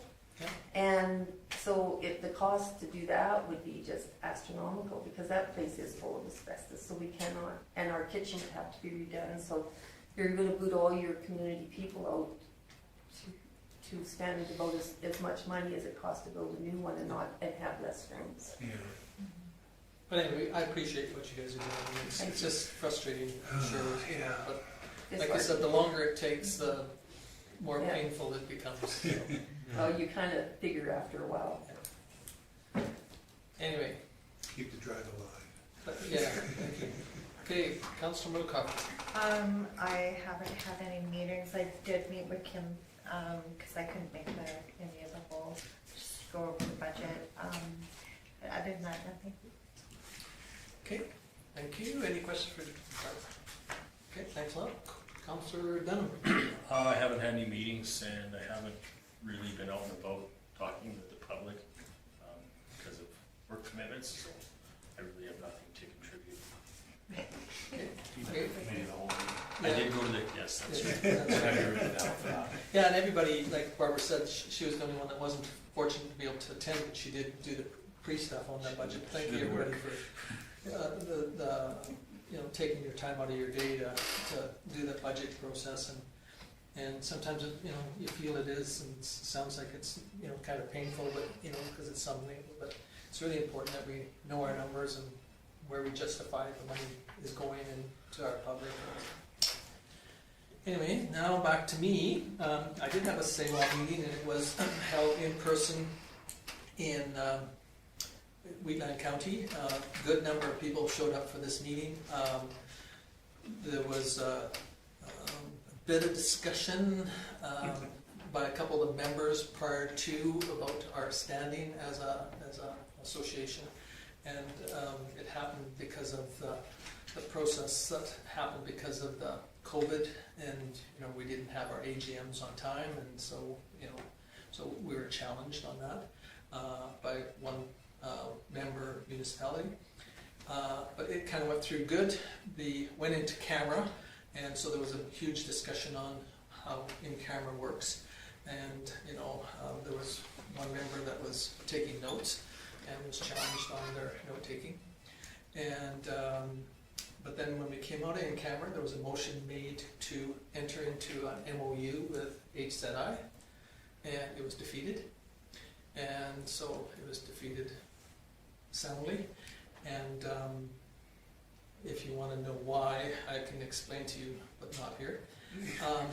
And then there was a motion made to have the executive entertain the other groups out there that are interested in building a facility. And so, but a couple of the municipalities, one is specific, has now stated that they would like something done by the end of the year. But yet they were the ones that held up us for 4 months because of legalities and because of the processes that we've been going through. So, you know, on one hand they say, you know, we could have done this in January, but now we have lost 4 months because of it. And so it's very frustrating to sit, and that's more or less what I was trying to get to you, Judy, is that you get all these processes in place and you know, you try and find somebody out there to give you pricing and give you all this information, and they want to kind of say, well, we can't talk about it publicly in the meetings, you know, because it's got sensitive information to it, and then you get challenged on that and you spend $5,000 on more legal fees to how you're going to get around that.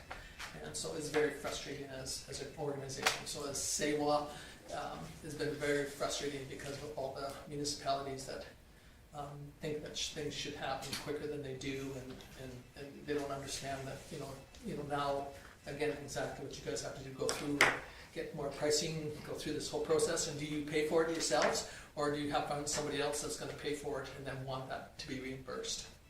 And so, you know, it's been very frustrating. But anyway, so we're moving forward. Their SAWA is moving forward with interviews this coming week and next week with some of these organizations that have said they're interested in building a facility. And it might not be a big, huge, 300,000 ton facility. It might be, 4 or 5 small, 50 or 75,000 ton units. We don't know until you kind of meet with them and see what they've got to offer. Second one was solid waste. We moved the solid waste meeting for one of our members, and then they never showed up. So solid waste is becoming as frustrating as the Saywell project. But anyway, we did have our solid waste meeting, and we had our accountant show up. And again, it's very frustrating because the accounting firm is large, and they believe that they shouldn't bring us the information until the event, which is very frustrating. I felt like, not approving it, but we did get approved, the budget, and so I did give Karen a copy of the budget, I think.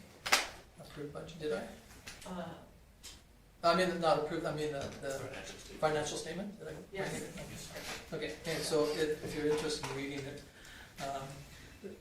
this solid waste is very similar, I think, to the water commission. They don't have much money, it's, you kind of just live from day to day, and it's probably similar to Marcus Foundation, you've got a few bucks put away for the rainy day, but nothing specific. Then, again, I attended the budget meeting, which everybody here has got some input into. Went to Mayors and Reeves. Again, Grant Hunter is kind enough to release something in print, but Nathan Newdorf, he wasn't at the very beginning of Mayors and Reeves, but he made a point to come in and field some questions on Bill 18, 19, and 20, which are the 3 probably very controversial ones. And I don't know if he wants publicly or did publicly go out, but he doesn't think that the majority of the rules are in favor of 18, 19, and 20, MLAs. He thinks that it's being pushed because of the 2 larger urbans, and because they've got so much power and influence on those. So those 3 bills, and again, if you've read all the information that's come from our association, RM, on all 3 of those bills, the concerns and things about it. There was 35 people at the 20 physically at the Lethbridge, and 15 online. And so now they're talking about location and making it so that it's in person is the best, because again, you get, not only do you get to see and you get the visits and after, but Nathan and Grant Hunter are the 2 MLAs for sure that attend 99% of the Mayors and Reeves. All the other MLAs, which ours is one, hardly ever show up. And it's very disappointing, that they can't make it. They picked a day that they're not sitting, which is Fridays, they never sit. But I'm not saying that they're not busy, but both Grant Hunter and Nathan sit on other committees, and yet they make it, but yet our MLA can't get his together to show up. I was going to say something, but I looked at Kim and decided I should. Want me to have to But anyway, no public apology. So anyway, it was they're there, and they take a lot of flack. I mean, the Mayors and Reeves, some of them are not afraid to pick on these 2 guys, and for sure. And they take it very well, and they defend, and yet they sometimes sit back and say, "Yeah, I'll take that back for information." So, but anyway, so whatever is tried to be there, Karen pretty well gets a bit of information on it, so she tries to share with the rest of us. But Grant and Nathan are pretty decent at sharing that information with us. Then on last Friday, I went over to the hospital to help them set up for that event on the Saturday, which was put on. I think there was 52. There was supposed to be 56 students come from the University of Calgary. They're first-year med students. There was a couple that were second-year meds in that bunch. And then there was 3 of our local doctors and our lab representative, somebody from lab, and there was 2 previous nurses and 1 nurse that works at the facility, and 2 works at the facility, and then Tracy and Abba and myself, and then Dr. Fair showed up from Arrowwood, and Dr. Lana Lobo, I think I got her name right. She was the nurse or the doctor that was on call, and they all came. And then Glenn Hutton came from the Health Foundation and spoke. Really great. It was unbelievable. I only stayed until after the lunch, and then they were gonna go down to Champion and have the rest down there. And I don't know how that went. We'll find out tomorrow night, because there's a retention and retraction committee. But it was really, and I said to the girl, some of the staff after, because we were all kind of standing around, because they did a code, and each group got 1 person to participate in the code, and after we were taking some photos, and I said, this is something that really should be done, more often, to show what rural does. And the foundation, they talk about the STARS having a simulator. The foundation donated $25,000 for a simulator for the hospital to teach and do some of their stuff. I've been out of the medical field for a few years, so I don't know all the bells and whistles of it, but it sounded like it was able to do a lot of things that was never there when I was in the medical field, that little bit that I was involved in the medical field. So I think it's a very great plus for that. But anyway, yeah, it really was eye-opening. And some of the students that were there, some of them were just they said, we will be back to your community again. It was really well worth it. One of Land Affairs students, or one of the students from the group is doing her practicum in Arrowwood right at the moment, and she was just thoroughly impressed, blown out of the water, and so again, I think that it's a hats off for young Miss Groves, who was the spearhead of it, but hopefully the rest of the teams and people after they debrief it will be able to say whether it's positive or negative. Now, what happened too is the town donated some pins, 80 of them, and the county donated 80 pins, and we took a package of gum. I should have brought one.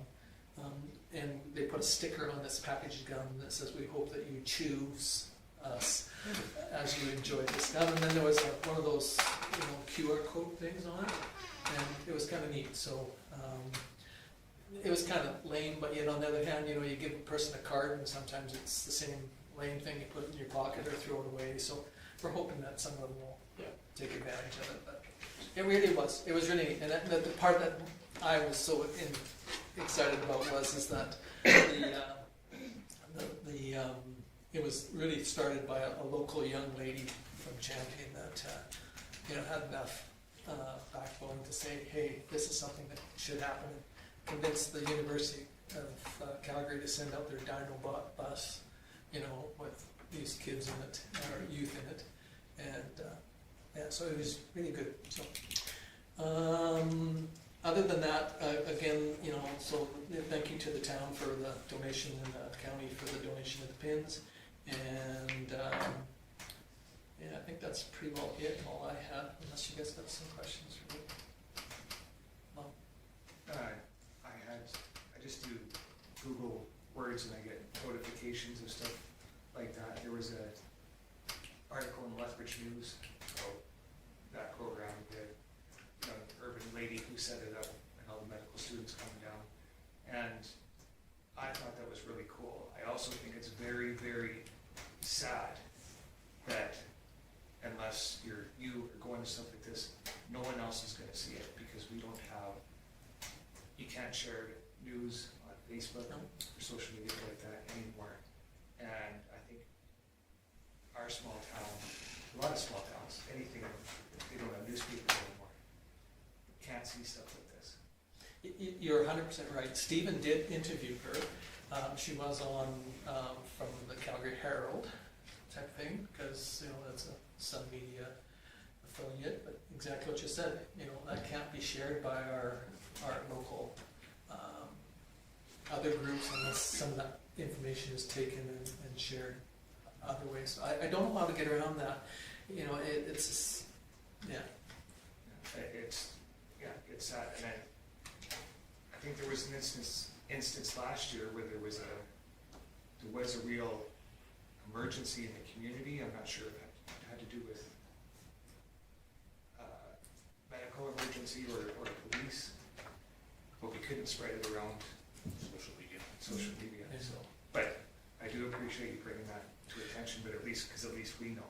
Yeah, and it was great, and I think that's the same thing we have to do. We have to, you know, more or less all our organizations that we belong to, when we can pat ourselves on the back. I mean, it looks terrible that we're doing it, pat our own selves on the back, but really and truly it's great. You know, whether it's FCSS or, you know,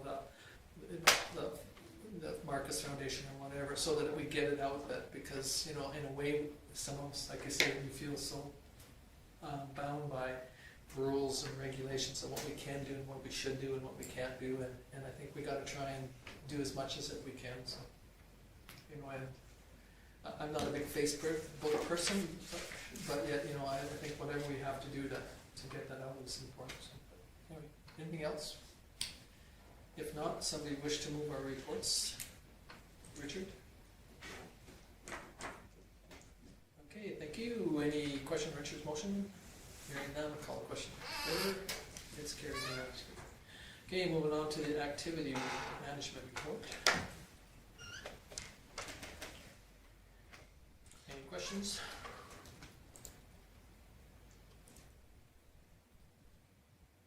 If not, It's the same.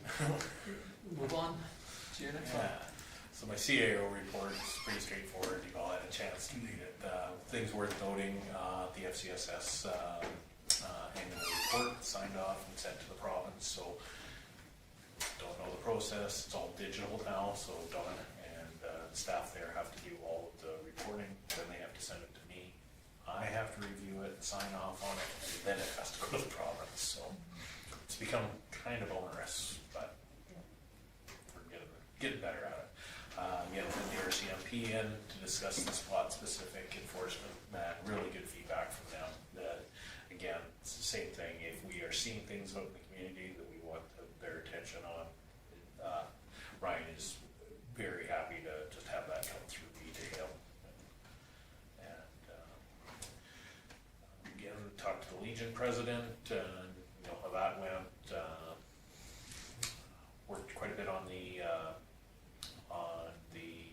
budget documents. We are able to meet with the golf course, and they have this morning they submitted their conservation plan, just one little amendment they're going to make to it. Just a simple one-pager that has a tier, and I'll bring that back to the next meeting for council, so they'll meet their deadline by the 22nd easily. And Stu and I had a very good meeting with them here at the office, a couple members of their executive and their superintendent, so that went really well. Obviously had the committee of the whole meeting, and then we had an Invest Alberta lead, so it was somebody that we got introduced to from Invest Alberta, that was a company that's looking for an industrial property for expansion of their business.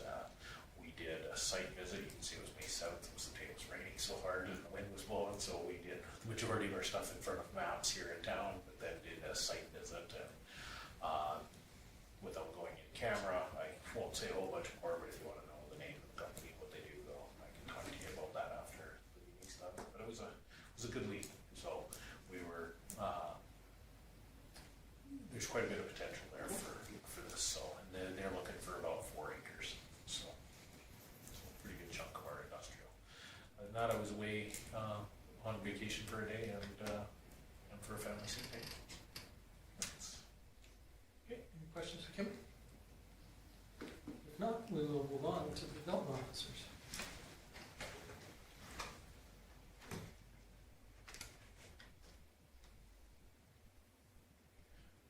One thing of note on Rita's that she'd like me to bring up, just so MPC know that they're looking at some proposed amendments that they're gonna bring back to council for amendments to the land use bylaw, really mostly on the solar side of things. Mostly because it's more, a lot of people are shifting that to a approved development, and so roof panel mounted, some of the standard. So those will go through the MPC for discussion and then bring back to council for recommendations. I was actually asked about that. A gentleman asked me if there was a meeting in regards to it. And I told him I wasn't aware of one. It's just being up for discussion at the MPC. When it goes to the land use bylaw amendments, those will go with public hearings, the whole them. So when it comes to council, you'll approve first reading, and then you'll have to have a public open house and a public hearing for that. Exciting to see what the MPC talks about tomorrow with it. Yeah. Okay, anything else on reads? If not, move on to public works.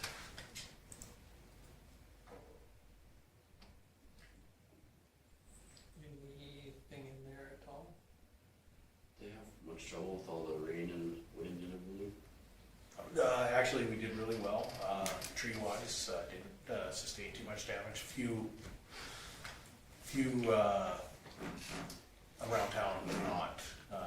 The one major incident that happened with the tree and the wind was obviously the golf course, totaled the car off. Yeah. But lucky Judy wasn't parked in front of her house, I guess. All across the Don't street. do that. That was, But that was really the big incident. We had some minor stuff, but no damage. I think that's in a bit of a testament to the proposal that the Public Works and the administration brought to council years and years ago of doing more tree maintenance than we have done. And not to pick on the golf club, but the golf club was one of the unfortunate ones that during that COVID time too, especially, did spend a pile of money on tree maintenance. And not that this tree would have maybe got in that one there at all, but I mean, I think that goes to show that there are times when you need to do that little bit of maintenance. And some people say, well, geez, why are you always cutting the tree down or doing whatever? Well, obviously, our people have recognized there's a potential issue here, take it down before it falls down. And again, I'm not trying to pick on anybody, but sometimes we don't do that on our own, and then it affects somebody else. So, go ahead, Judy.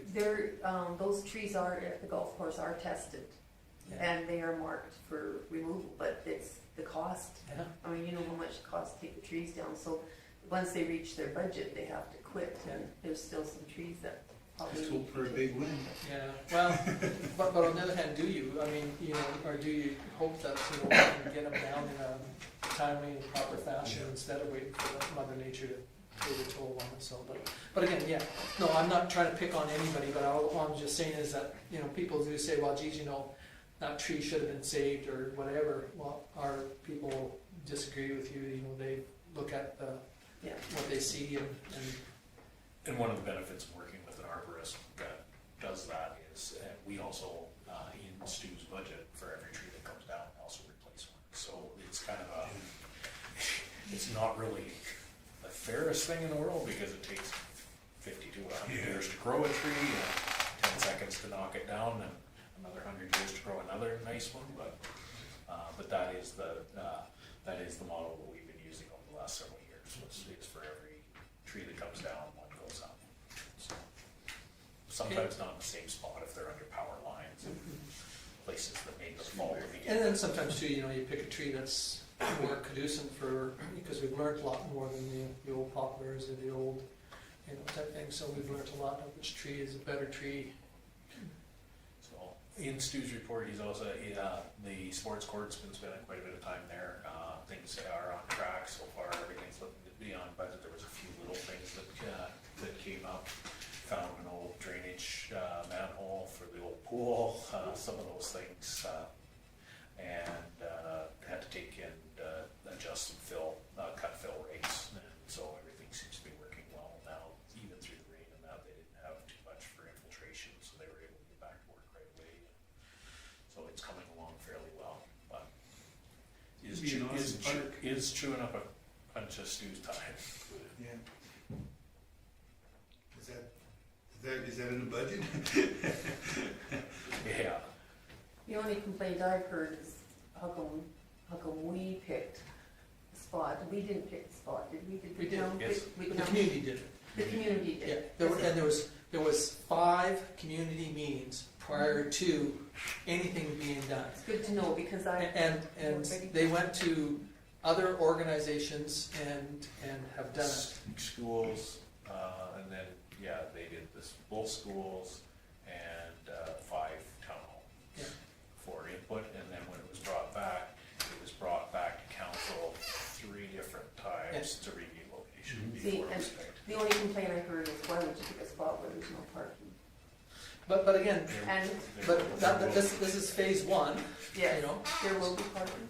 Phase 2 is there's more potential, and just because there's no parking on where, because there's 3 sides to that park that have street parking on, I know.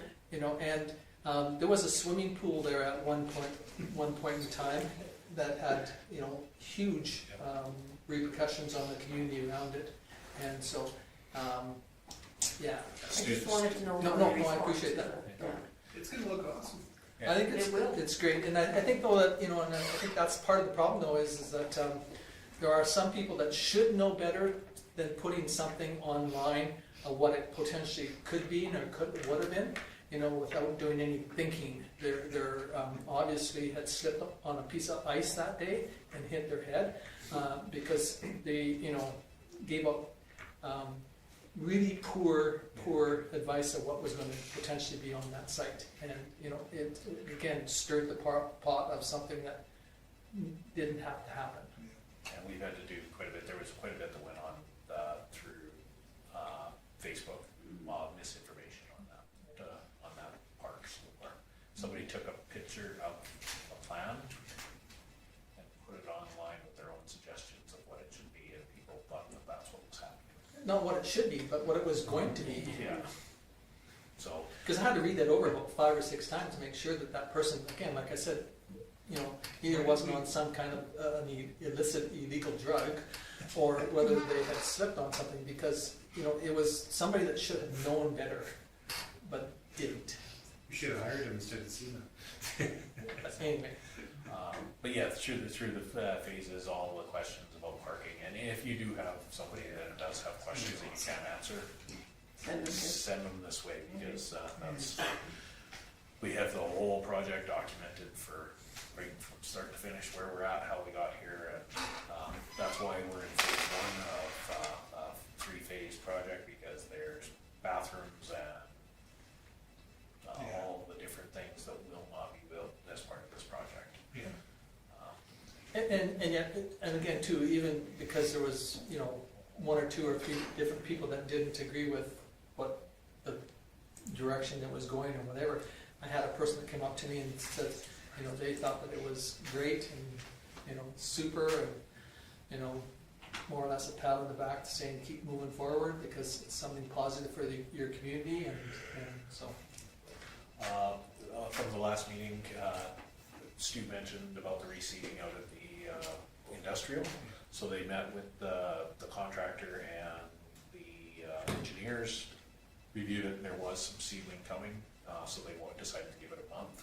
Turns out we got 2 inches of rain in there, which is also very helpful. So they're just going to see how that route before they reseed. So, and the only other thing that came up out of that inspection is we did have, turns out the rain that we didn't see, we also had some infiltration into one of our manholes.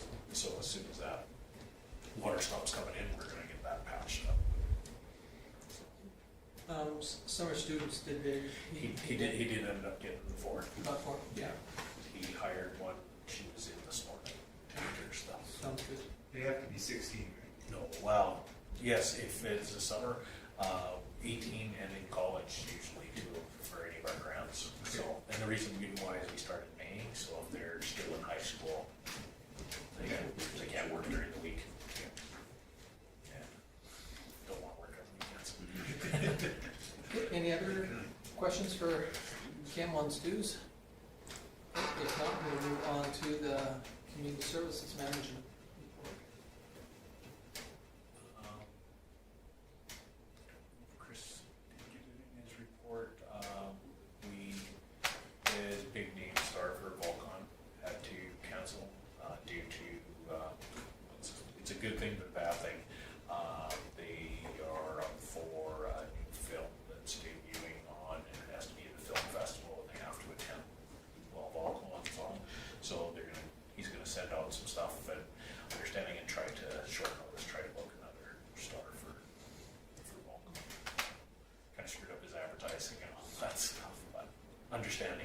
and most of the people that are coming to see the people understand that their career is usually takes priority over signing autographs at Vulcan.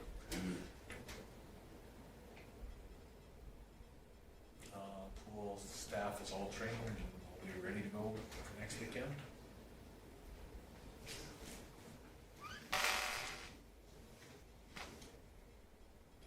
Okay, anything else on Chris's? So he's working on a parade Yeah. schedule. Yeah.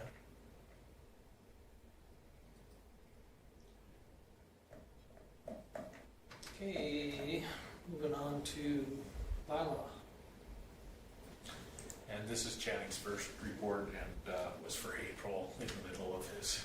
So he mentioned that he will expand on it as it goes, but this was just a quick update of what happened.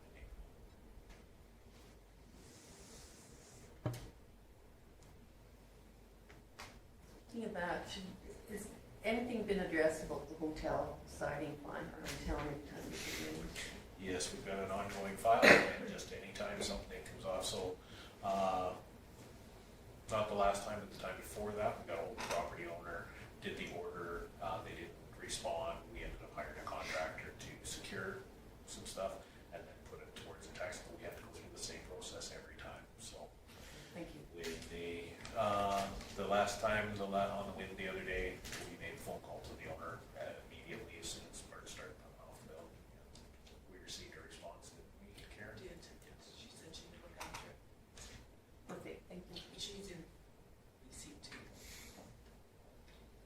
Yes. Okay, anything else on Chinese? Okay, moving on to fire services report. As you can see, this one changed quite significantly. Doug has said that he will afford these, quite a bit more information, and because it's comes from the county, it gives a lot of their information as well, so. And he includes the peace officer report on there too. That's right, and it is nice because they are acknowledging that they are working in town, but they're not recovering costs from us unless we make a special request for them to do a specific file or deal with something like that.